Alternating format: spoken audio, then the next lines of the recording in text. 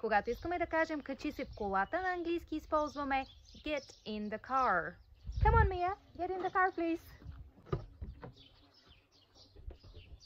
А когато искаме да кажем излез от колата, използваме get out of the car. Get out of the car, please.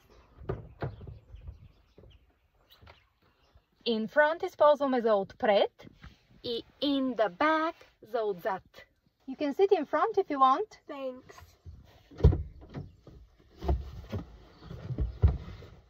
Sit in the back, please.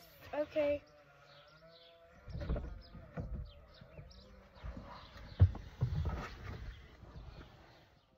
Английските предлози могат да бъдат трудни и объркващи. И затова имате нужда от някой, който да ви обяснява нещата по лесен и интересен начин. Заповядайте на платформата на Английски с Тели, където учим заедно, лесно, интересно и удобно. От всякъде и когато искате.